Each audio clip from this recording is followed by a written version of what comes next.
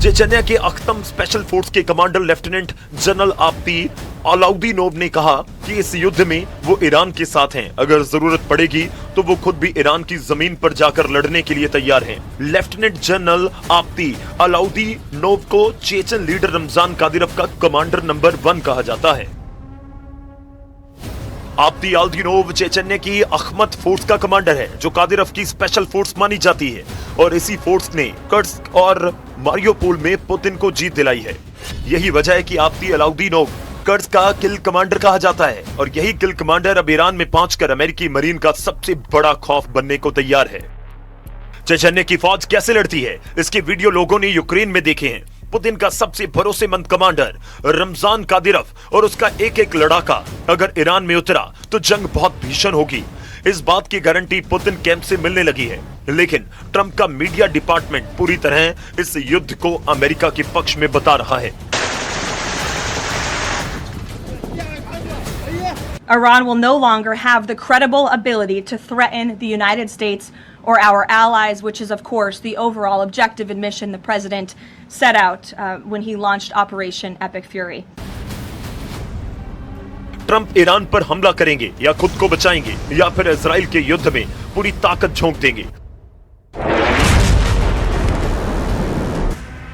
जबकि नेतन्याहू ने साफ कर दिया है, ईरान के खिलाफ ग्राउंड ऑपरेशन में इजराइल शामिल नहीं होगा, और इसकी वजह है लेबनान का फ्रंट। एक तरफ ईरान पर हमला, दूसरी तरफ इजराइल पर अटैक। युद्ध में एक दूसरे को पूरी तरह खत्म करने के लिए एड़ी चोटी का जोर लगा रहे हैं ईरान और इजराइल। युद्ध कितना लंबा खिंचेगा, ये तस्वीरें बता रही हैं। ईरान की पावर ग्रिड पर हमले के बाद इजराइल की बहुत ही खास रिफाइनरी टारगेट बनी है। यह है उत्तरी इजराइल का शहर हाइफा, और यहां रिफाइनरी पर हुआ है हमला। तेल के भंडार धू धोकर जल रहे हैं, धुआं मीलों दूर से देखा जा सकता है। ये नेतन्याहू को बताने की कोशिश है कि ईरान पर हमला होगा या फिर लेबनान पर अटैक होगा तो इजराइल तक जवाब जरूर पहुंचेगा। ये हाइफा की मजान रिफाइनरी है, जहां से इजराइल की जरूरत का 60% तेल तैयार किया जाता है।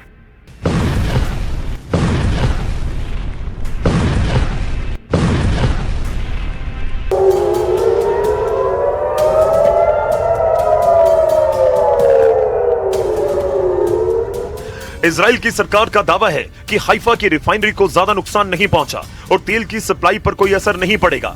यही वजह है कि ईरान को रोकने के लिए अब ट्रंप उसकी जमीन पर उतरकर लड़ना चाहते हैं। इसके लिए अमेरिका के 50,000 सैनिक तैयार भी कर दिए गए हैं।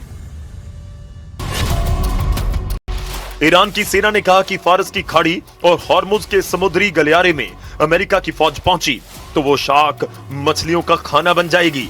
ईरान की नौसेना ने कहा कि जिस तरह उसके जहाज को अमेरिका की पनडुब्बी ने श्रीलंका के पास डुबोया था, उसी तरह अमेरिका के जहाजों को ओमान की खाड़ी में डुबो देंगे।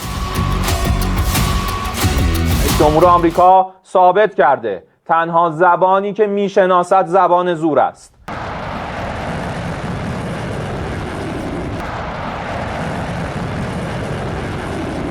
ईरान के सामने इस वक्त उसका दक्षिण का फ्रंट बहुत ज्यादा खतरनाक बन चुका है। यहां अमेरिकी फौज का उतरना ऐसा ऑपरेशन होगा जिसमें खून दोनों तरफ से बहेगा। इस बात की गारंटी डोनाल्ड ट्रंप और ईरान दोनों तरफ से दी जा रही है, लेकिन ईरान की वार्निंग ऐसी है जिसे ट्रंप और उनके कमांडरों को बहुत ही गंभीरता से लेना होगा।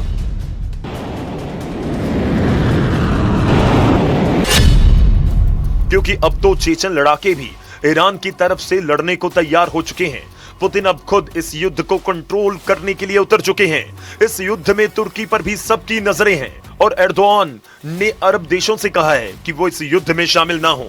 सऊदी अरब, यूएई और कतर का दौरा करने के बाद तुर्की के विदेश मंत्री को इस बात का एहसास हुआ कि ये सभी देश ईरान के खिलाफ युद्ध में उतरने के लिए तैयार हैं। अमेरिका और इजराइल की शुरू हुई इस जंग में अब सऊदी अरब, यूएई और कतर ईरान के खिलाफ नजर आ रहे हैं, जबकि तुर्की का रुख बता रहा है कि एर्दोआन अब मुस्तफा खामेनी के समर्थन में है। वहीं नाटो में स्पेन ने भी अमेरिका को बड़ा झटका दिया। स्पेन ट्रंप के युद्ध के खिलाफ शुरुआत से है। अब स्पेन ने कहा है कि वो अपने हवाई अड्डे और आसमान का इस्तेमाल इस युद्ध के लिए नहीं करने देगा।